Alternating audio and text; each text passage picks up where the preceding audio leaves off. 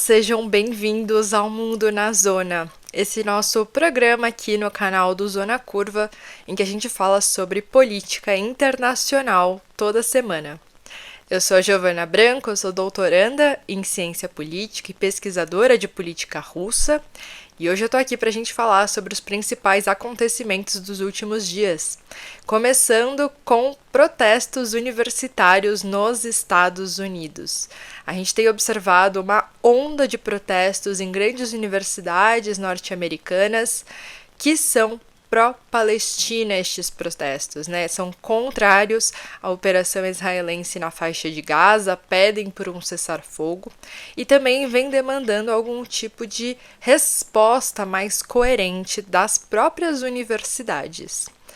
Até agora já são mais de 800 pessoas presas por conta desses protestos, que vêm aumentando nos últimos dias. Quanto mais parece que a polícia vai lá e tenta esvaziar esses locais e prender os alunos, mais os alunos vêm se mobilizando para manter os seus acampamentos que estão atualmente no meio dos campos universitários. Várias faculdades já cancelaram aulas presenciais até o final deste semestre universitário, justamente para impedir este fluxo muito grande de estudantes no campus e também evitar, que estes protestos continuem acontecendo. Vários desses alunos foram presos por ocupar esses espaços públicos. E principalmente por eles se recusarem a sair desses espaços, mesmo depois que a polícia chegou no local e tentou esvaziar os campos universitários, muito por conta, em alguns casos, de um próprio pedido das reitorias das universidades, que chamaram a polícia justamente para esvaziar os seus campos e liberar esses espaços públicos. Então, a polícia passou a prender aqueles que descumpriram essas ordens de deixar estes locais. Mas o que nós observamos é que, embora a polícia tenha tido essa atuação bem dura realmente frente aos estudantes, logo depois outros estudantes voltaram a se mobilizar nestas mesmas universidades, mantendo tanto os acampamentos nos espaços públicos das universidades, quanto os protestos pró-Palestina. Então, nós temos atualmente um cenário de bastante insurgência universitária nos Estados Unidos, algo que a gente não via há bastante tempo.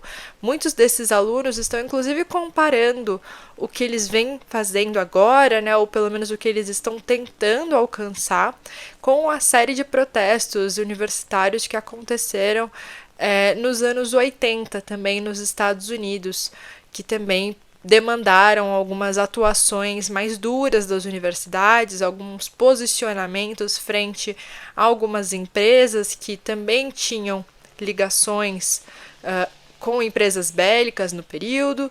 Então, eles têm tentado justamente retomar aquele ímpeto de protesto dos anos 80, neste momento agora em que a gente vem acompanhando este conflito na faixa de Gaza, que começa em outubro do ano passado, então está aí chegando a quase 7 meses já de conflito e mais de 34 mil palestinos mortos, pelo menos isso em números oficiais, Obviamente, a gente sempre olha para esses números com um pouco de cautela, porque muito provavelmente eles são de fato maiores e subnotificados, Então, esses protestos acabaram se intensificando também por conta deste aumento da violência na faixa de Gaza.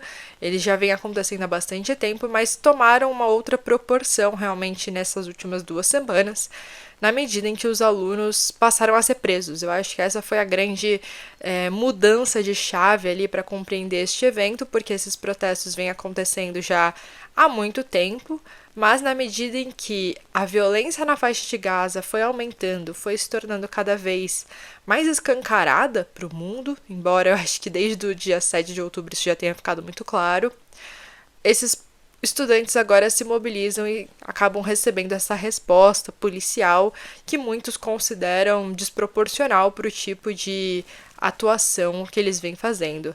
Vários alunos, inclusive, passaram a utilizar máscara justamente para tentar evitar serem identificados. nesses protestos, evitando principalmente serem suspensos das universidades em que eles participam. Então, não apenas agora existe um tipo de reprimenda da própria polícia de cada uma dessas cidades, mas também das universidades que estão suspendendo alunos que se mantêm ali nestes protestos pró-Palestina. É importante dizer que atualmente, os principais centros desses protestos foram realmente Nova York e Boston. Essas universidades vêm, de fato, ganhando maior apoio dos seus estudantes, mas, na realidade, universidades em todo o país acabaram aderindo a estes protestos. E também existiram prisões de estudantes em todas as regiões dos Estados Unidos, nas duas costas, nós tivemos justamente esse mesmo tipo de atuação, tanto das universidades tentando impedir que os alunos continuassem nestes protestos, mas também das polícias de cada um desses locais. É importante dizer que estes protestos são pró-Palestina, eles reúnem, em grande maioria, estudantes de origem árabe ou de religião muçulmana que estão ali nas universidades, mas também outros apoiadores, do movimento palestino. E isso vem causado bastante incômodo, ou ao menos algum tipo de insegurança aos estudantes judeus destas mesmas universidades que frequentam os mesmos locais, estão ali no campus também, tentando levar a sua vida universitária.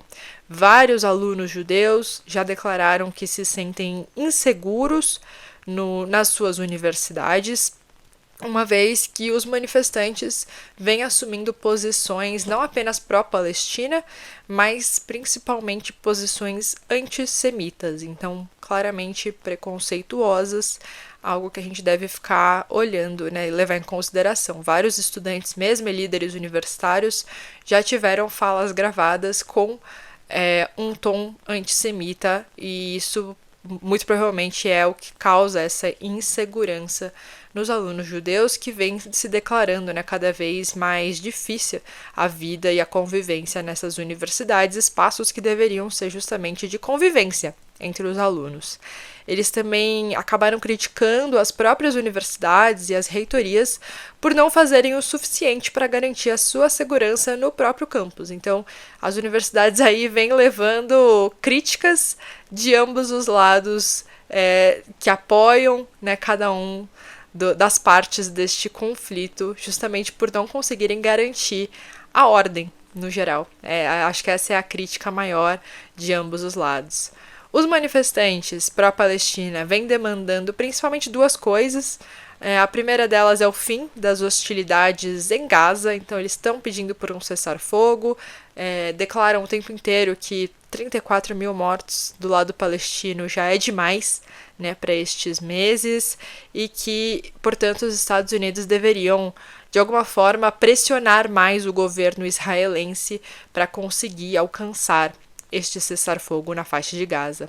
E eles também demandam que as próprias universidades de que fazem parte cortem ligações tanto com o governo israelense, algumas dessas universidades têm relações próximas com o governo de Israel, mas também com empresas que estão lucrando com a violência na faixa de Gaza, empresas armamentistas, numa forma geral, mas também algumas outras empresas que acabam prestando serviços para esses governos neste momento de violência generalizada contra os palestinos. Então, essas são as duas demandas principais desses estudantes, pedindo realmente um posicionamento mais forte das suas faculdades, de novo retomando aquele mesmo ímpeto dos anos 80, em que os estudantes também manifestaram naquele momento para um posicionamento mais claro das universidades frente a algumas empresas.